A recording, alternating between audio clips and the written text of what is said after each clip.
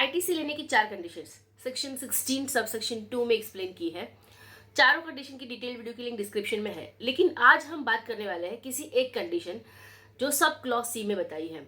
अगर आपको ITC claim करना है तो आपको ये देखना पड़ेगा कि आपके सप्लायर ने उस इनवॉइस का जीएसटी पे किया है कि नहीं किया है। लेकिन अब मेरा क्वेश्चन ये है कि आपको कैसे पता चलेगा कि आपके सप्लायर ने उस इनवॉइस का जीएसटी पे किया है कि नहीं किया है, क्योंकि अगर उसने ये आप जिसका आईटीसी क्लेम कर रहे हो उसका जीएसटी उसने अगर पे किया होगा तब जाके ही आप उसका आईटीसी क्लेम कर सकते हैं। इसलिए ये बहुत इंपॉर्टेंट है कि आपके सप्लायर जीएसटी पे करे। अब मेरा क्वेश्चन आपसे ये है कि आपको कैसे पता चलेगा कि आपके उस सप्लायर ने जीएसटी पे किया है कि नहीं किया है।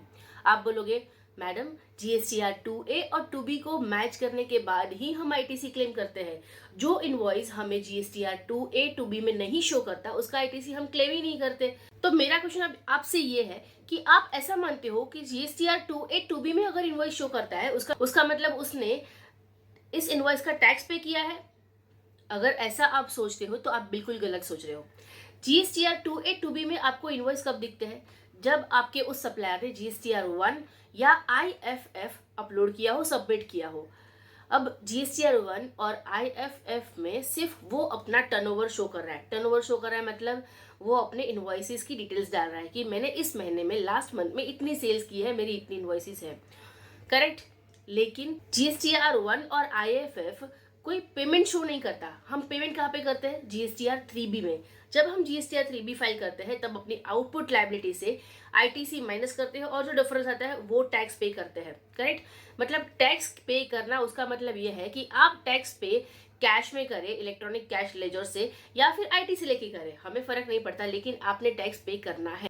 सो हम टैक्स जीएसटीआर 3B में पे करते हैं। उसका मतलब ये हुआ कि अगर आपके सप्लायर ने जीएसटीआर 3B फाइल किया होगा तो माना जाता है कि उसने टैक्स पे कर दिया है। इनवॉइस आपके 2A 2B में शो कर रहा है उतना ही काफी नहीं है, आपको ये भी चेक करना है कि आपके सप्लायर ने जीएसटीआर 3B फाइल किया है कि नहीं किया है। अगर उसने फाइल नहीं किया तो आप उस आईटीसी के लिए एलिजिबल नहीं हो। आपको आईटीसी रिवर्स करना होगा अगर आपने ऑलरेडी वो आईटीसी क्लेम कर दिया है।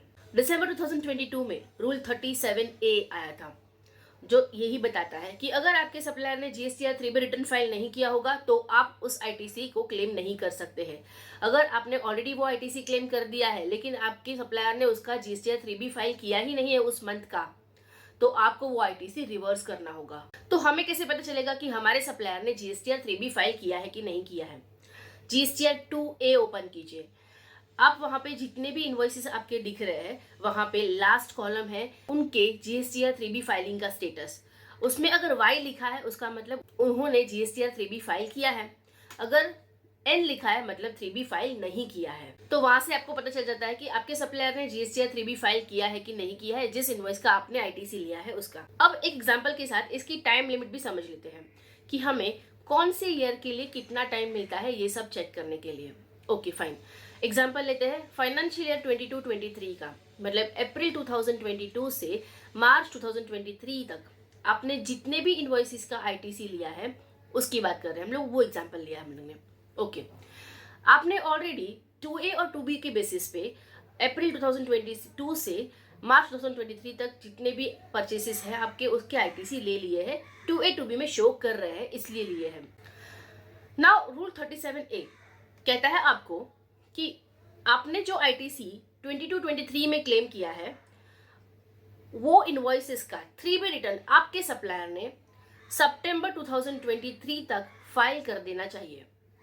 अगर सितंबर 2023 तक उन्होंने 3B रिटर्न फाइल नहीं किया तो आफ्टर सितंबर 2023 आपको ये आईटीसी रिवर्स करना पड़ेगा और उसके लिए आपको टाइम दिया है नवंबर तक का।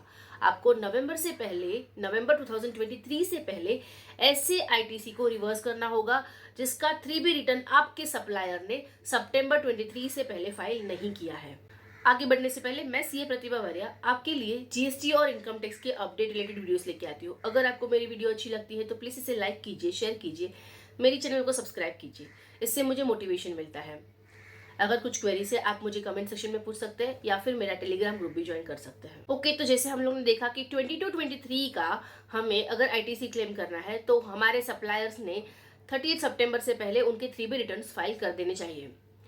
अगर उन्होंने नहीं किए हैं तो आपको नवंबर से पहले उन आईटीसी को रिवर्स करना होगा, और वो भी आप विदाउट इंटरेस्ट रिवर्स कर सकते हैं। लेकिन ऐसा हुआ कि आपने नवंबर तक उनको रिवर्स नहीं किया और बाद में नवंबर के बाद आप रिवर्स करने जा रहे हैं, तो विथ इंटरेस्ट रिवर्स करना पड़ेगा आपको। या फिर आपको नोटिस आ गया इसके रिगार्डिंग कि आपका ये आईटीसी का 3B रिटर्न आपके सप्लायर ने फाइल नहीं किया और आपने रिवर्स भी नहीं किया, तो अब रिवर्स करो। तो ऐसे केस में भी आपको विथ इंटरेस्ट रिवर्स करना पड़ेगा, पेनल्टी भी चार्ज कर सकते हैं। ओके, तो अब आप पूछोगे कि हमारी क्या गलती है, हमने तो परचेज किया, उसका पेमेंट भी कर दिया, हमारे सप्लायर ने जीएसटी पे नहीं किया, हमारे सप्लायर ने 3B रिटर्न फाइल नहीं किया, उसमें हमारी गलती क्या है, हम क्या करें? अब आपको कुछ नहीं करना है, आपके पास भी अभी सितंबर का पूरा टाइम है। आप 2A रिटर्न आपका ओपन कीजिए, आप चेक कीजिए आपके कौन से सप्लायर ने, ये बात हो रही है फाइनेंशियल ईयर 22-23 की, तो आप 22-23 का 2A रिटर्न ओपन कीजिए और उसमें सारे इनवॉइसेस चेक कीजिए। उनमें से जिस सप्लायर ने अब तक 3B रिटर्न, मतलब उनके 3B फाइलिंग स्टेटस में जहाँ पे एंड दिख रहा है, मतलब कि रिटर्न फाइल नहीं हुआ है, तो ऐसे सप्लायर्स को आप कॉल कीजिए, उनको इनवॉइस की डिटेल देते हुए बताइए कि आपका इस इनवॉइस का 3B रिटर्न फाइल नहीं हुआ है, प्लीज़ इसे 30 सितंबर से पहले फाइल कीजिए, वरना मुझे ये आईटीसी रिवर्स करना पड़ेगा, मेरा लॉस होगा आईटीसी का। तो और आप उनको फॉलो अप कीजिए 30 सितंबर से पहले, कैसे भी फोर्सफुली उनसे 3B रिटर्न फाइल करवाइए। उनको बोले नील तो नील, लेकिन फाइल कर दो। अगर आपके पास जीएसटी भरने का पैसा नहीं है ना, तो आप नील रिटर्न फाइल कर दो, एटलीस्ट रिटर्न फाइल करके रख दो, मेरा आईटीसी मुझे रिवर्स ना करना पड़े। इन केस ऐसा कोई सप्लायर रह जाता है जो 3B रिटर्न फाइल नहीं करेगा, तो आप भी मत भूलिएगा नवंबर से पहले उन आईटीसी को रिवर्स कर लीजिए, क्योंकि जब वो 3B रिटर्न बाद में फाइल करेंगे तो आप ये आईटीसी रिक्लेम कर पाएंगे। I hope you are understanding. आप ये आईटीसी रिक्लेम कर सकते हैं। एक बार रिवर्स हो गया, लेकिन रिक्लेम तो हो सकता है कब? जब वो 3B रिटर्न फाइल करेंगे। तो आपके सप्लायर्स 30 सितंबर से पहले भले ही 3B रिटर्न फाइल नहीं करते हैं, आपको टेंशन लेने की बात नहीं है, आप उसको रिवर्स कर दीजिए। आप उनको फॉलो अप करते रहिए कि आपने अभी तक 3B रिटर्न फाइल नहीं किया है, मुझे रिवर्स करना पड़ रहा है, आईटीसी मैंने रिवर्स तो कर दिया, लेकिन अभी तो आप फाइल कर दो क्योंकि मुझे अब इसको रिक्लेम करना है। क्लियर? इसलिए आपको 30 नवंबर से पहले उसको रिवर्स भी करना है, और फिर जब आपके सप्लायर 3B रिटर्न फाइल कर देंगे आप उसको रिक्लेम कर सकते हैं।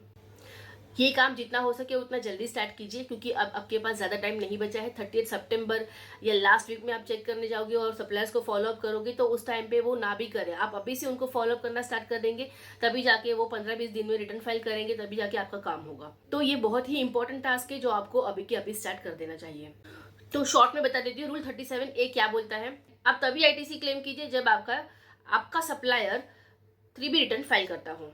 अगर उसने 3B रिटर्न फाइल नहीं किया है अगले साल की 30 सितंबर तक, तो आप अगले साल की नवंबर तक उसको रिवर्स कर दो, और बाद में जब वो 3B रिटर्न फाइल करता है आप उस आईटीसी को रिक्लेम कर दो। आप 30 नवंबर, अगले साल की 30 नवंबर तक ये आईटीसी अगर रिवर्स नहीं करते हैं तो आपको बाद में उसको रिवर्स करना पड़ेगा विथ इंटरेस्ट। ओके, सो ये रूल 37 था। अब आपको ये रिवर्स कहाँ पे करना है, रिक्लेम कहाँ पे करना है, वो भी बता देती हूँ। आप जब 3B रिटर्न फाइल करेंगे, समझो आप अक्टूबर का 3B रिटर्न फाइल कर रहे हैं, जहाँ पे आप ऐसा आईटीसी रिवर्स करने वाले हैं जो आपने पहले क्लेम किया था लास्ट ईयर में, लेकिन आपके उन सप्लायर ने 30 सितंबर तक 3B रिटर्न फाइल नहीं किया, इसलिए आपको अक्टूबर में अब उसको रिवर्स करना है। तो आप टेबल नंबर 4 के बी सेक्शन में आईटीसी रिवर्सल का पॉइंट है, उसमें से फर्स्ट जो है पॉइंट वो तो स्पेसिफाई किया हुआ है कि यही आईटीसी आप वहां पे लिख सकते हो, लेकिन बी में अदर्स लिखा हुआ है, वहां पे आप ये आईटीसी रिवर्स कर सकते हो। फिर रिक्लेम कहाँ पे करना है, उसके नीचे ही टेबल नंबर 4 में आपको सेक्शन डी दिख रहा है, उसमें रिक्लेम का भी ऑप्शन है, जहाँ पे आप रिक्लेम का अमाउंट डाल सकते हैं जब आप फ्यूचर में उसको रिक्लेम करेंगे।